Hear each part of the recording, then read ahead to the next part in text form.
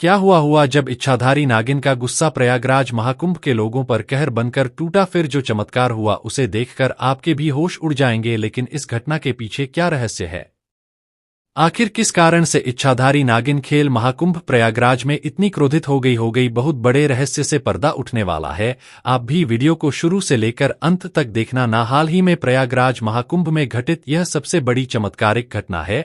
सबसे पहले अगर आप महादेव के सच्चे भक्त हैं तो इस वीडियो को करके कमेंट बॉक्स में हर हर महादेव जरूर लिखना ना। जैसे साधु संतों के बिना महाकुंभ को अधूरा माना जा रहा है, उसी प्रकार से यहाँ पर नागों का भी बहुत विशिष्ट महत्व होता है रहा है, क्योंकि नागों के पूर्वज नाग वासुकी का प्रयागराज में एक भव्य मंदिर है। ऐसा कहते हैं जब समुद्र मंथन हो रहा था उस समय पर्वत को घुमाने के लिए रस्सी के रूप में नाग वासुकी का इस्तेमाल किया गया था जिन्होंने समुद्र मंथन में महत्वपूर्ण भूमिका निभाई थी। उनके एक सिरे को असुरों ने पकड़ा था और दूसरे सिरे को देवताओं ने, और जब घोषण हुआ तभी अमृत और विश्व की प्राप्ति हुई। लेकिन समय मंथन के पश्चात नाग वासुकी शरीर पर बहुत सारे घाव हो चुके थे और इन घाव को सही करने के लिए वे प्रयागराज के इसी गंगा घाट पर आए थे और यहीं पर स्नान करके उन्हें अपने घावों से मुक्ति मिली थी। तब से आज तक यहाँ उनका एक विशाल मंदिर है जिसे नागवार के मंदिर के नाम से जाना जाता है रहा है। पैसा भी कहते हैं। अगर आप महाकुंभ के संगम में स्नान करने आए हैं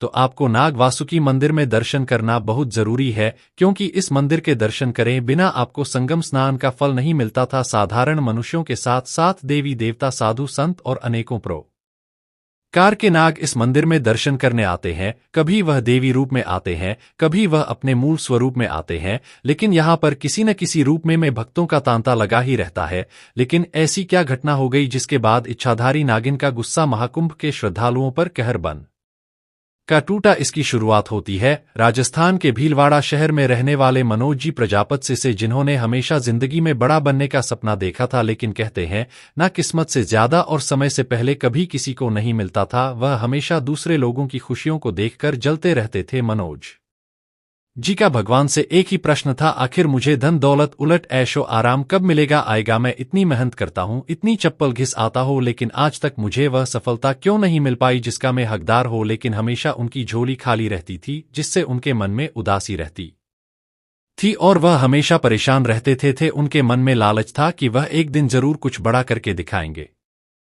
वैसे तो वह महादेव के अनन्य भक्त थे, लेकिन पैसा कमाने के पीछे पागल थे। जब उन्हें पता चला कि प्रयागराज में महाकुंभ का आयोजन होने वाला है तो उन्होंने पूरी कोशिश करेगा कि उन्हें प्रयागराज में लगाने हेतु एक दुकान मिल जाए, क्योंकि 40 करोड़ श्रद्धालु आने वाले थे। उन्हें श्रद्धा आस्था से कोई लेना देना नहीं था। वे तो बस मोटी कमाई करना चाहते थे। प्रयागराज महाकुंभ में बहुत सारी दुकानों की नीलामी की गई थी और इन दुकानों को बहुत ऊंचे दाम पर बेचा गया था। यहाँ तक कि चाय की छोटी सी टपरी भी लाखों रुपए में बिकी थी। लेकिन किसी भी सूरत में मनोज जी प्रजापत एक दुकान की जगह हासिल करना चाहते थे। उनका कहना था वहां पर मैं छोटी से छोटी दुकान भी लगा लूंगा तो 1 महीने के अंदर मैं करोड़पति बन जाऊंगा। लेकिन सच्चाई आई उनकी सोच के विपरीत रही थी। इस महाकुंभ में उनके साथ एक ऐसी घटना होने वाली थी जिसे सुनकर आपके भी आगे रोंगटे खड़े हो जाएंगे।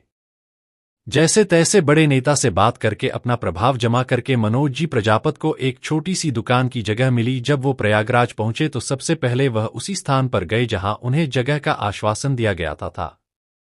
कीमत 15 लाख बताई जा रही थी जिसे वह देने को तैयार थे, लेकिन यह दुकान नाग वासुकी मंदिर के बहुत ज्यादा पास थी। कुछ लोगों का कहना था इस जगह पर नाग देवता का स्थान माना जाता है। पूरे महीने में एक बार अमावस्या के दिन नाग और नागिन का जोड़ा इस स्थान पर जरूर आता है। तुम यह दुकान मत लगाओ का होगा, अगर जाने अनजाने में कुछ गलती हो गई तो तुम बहुत बुरा पछताओगे गया। अगर तुमने नाग देवता को क्रोधित कर दिया तो तुम्हारी जिंदगी बर्बाद हो जाएगा।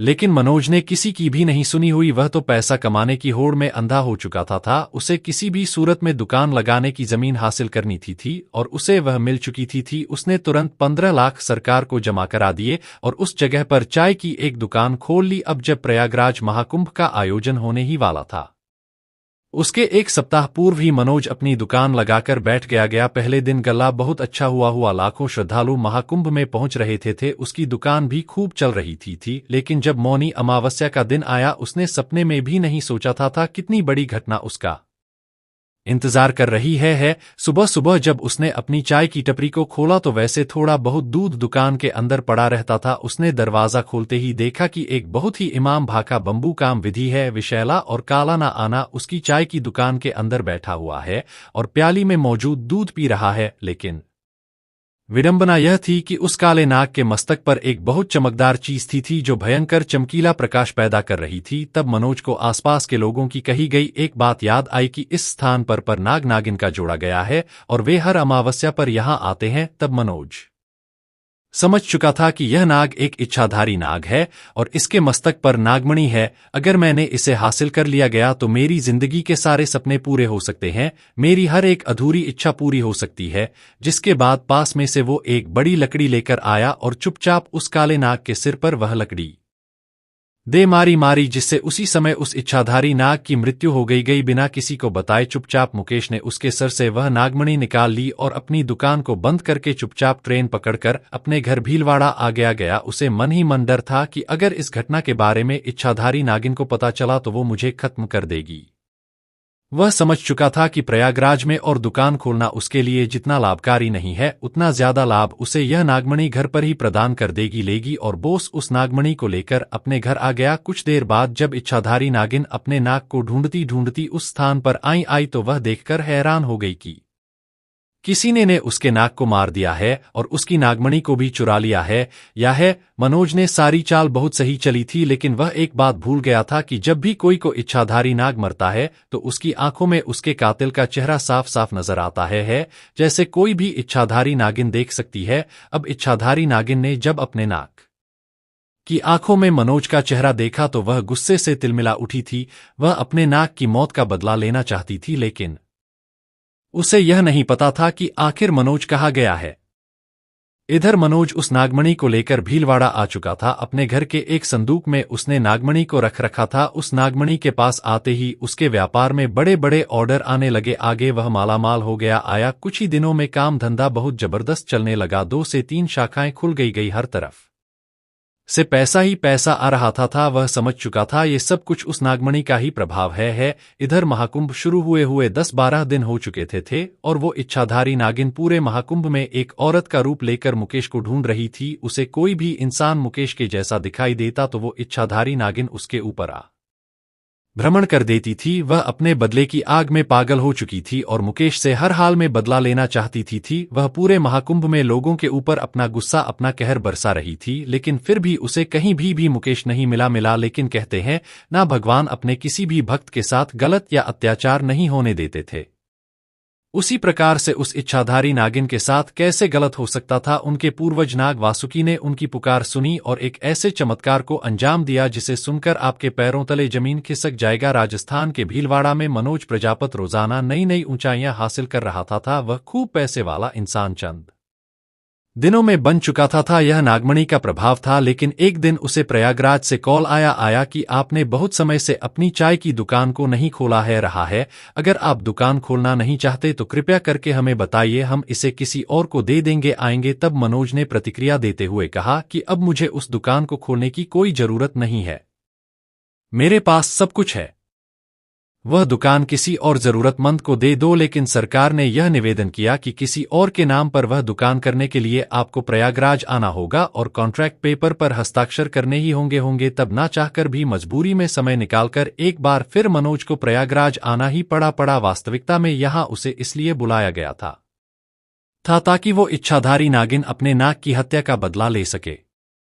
वह इच्छाधारी नागिन नाग वासुकी मंदिर के आसपास ही बैठकर अपने नाग के हत्यारे का इंतजार कर रही थी। उसे महादेवी पर और नाग वासुकी पर पूरा विश्वास था कि एक दिन वह हत्यारा इसी स्थान पर वापस जरूर आएगा। और वास्तव में वैसा ही हुआ। जब मुकेश अपनी दुकान के पास पहुंचा तो दूसरी पार्टी दुकान की प्रतीक्षा में वहीं पर मौजूद थी। उसने कानूनी कार्रवाई पूरी कर ली और दुकान को उसके नाम कर दिया गया। उसी समय इच्छाधारी नागिन की नजर अपने नाग के हत्यारे मुकेश पर पड़ी। वो उसे देखकर आग बबूला हो गई से बदला लेना चाहती थी, लेकिन वो उसे इतनी आसानी से नहीं मारना चाहती थी। वो उसे तड़पा कर मारना चाहती थी। जिसके बाद इच्छाधारी नागिन ने एक बहुत ही सुंदर औरत का भेष बदला और जब मुकेश महाकुंभ की एक होटल में खाना खा रहा था तब उसके पास जाकर बैठ गई। मुकेश ने देखा कि कितनी सुंदर औरत है, वह उसके आकर्षण में खो गया। दोनों एक दूसरे से बातें करने लगे। इच्छाधारी नागिन अपने बदले को अंजाम तक पहुंचाने वाली थी। मुकेश उसके प्यार में खो चुका था। उस दिन महाकुंभ में दोनों ने बहुत सारी बातें की और रात्रि होते होते मुकेश को सुंदर स्त्री को अपने साथ अपनी होटल के रूम में ले आया। उसका उद्देश्य गलत था, लेकिन उसके साथ इतना बड़ा हादसा होने वाला है, उसने सपने में भी नहीं सोचा था। उसने उस सुंदर स्त्री को अपने कमरे में बुलाया गया और दरवाजा अंदर से बंद कर लिया गया, लेकिन जब पीछे पलटकर देखा तो उसके पसीने छूट गए। उसकी आंखें बाहर आ गई और पूरा शरीर थरथर कांप रहा था, क्योंकि वह स्त्री एक बहुत विशाल नागिन के रूप में परिवर्तित हो चुकी थी। उस दिन उसके बचने का कोई भी तरीका नहीं था, क्योंकि वो किसी भी सूरत में अपनी आंख की हत्या का बदला लेना चाहती थी। उस बंद कमरे के अंदर 10-10 कर उस इच्छाधारी नागिन ने मुकेश की हत्या कर दी जाती है और अपने नाक की हत्या का बदला लिया गया, जिसके बाद वो इच्छाधारी नागिन वहां से अंतर्ध्यान हो गई और उसकी नाक की आत्मा को शांति मिल पाई। सुबह जब उस बंद कमरे से मुकेश का मृत शरीर प्राप्त हुआ तो सब लोग बड़े हैरान थे, क्योंकि शरीर के कई भागों पर सांप के काटने के निशान थे। वास्तव में लालच बहुत बुरी बला है रहा है। किस प्रकार मुकेश का लालच उसकी मौत की वजह बना। अगर वह चाहता तो महाकुंभ में चाय बेचकर अच्छी खासी धनराशि कमा सकता था, लेकिन उसके लालच ने उसके हाथों एक निरपराध नाग की हत्या करवा दी और नागमणि को चुराकर उसने अपने सपनों को पूरा करना चाहा। उसने सब कुछ पा ही लिया गया, लेकिन यह साबित होता है कि बेईमानी का पैसा ज्यादा दिनों तक नहीं देखता है और वह हमारे लिए बर्बादी के अलावा और भी नहीं लाता था। इस पूरे घटनाक्रम से आप क्या विचार कुछ रखते हैं कि इच्छाधारी नागिन ने सब कुछ सही किया, या हमें नीचे कमेंट बॉक्स में बताना। वीडियो पसंद आई हो तो लाइक जरूर कर दीजिए, साथ में इस चैनल को सब्सक्राइब कर लीजिए और बेल आइकॉन को प्रेस करना बिल्कुल भी ना भूलें, ताकि आपको हमेशा ऐसी घटनाएं देखने को मिलती रहे हैं। अभी के लिए सभी दर्शकों को हर हर महादेव।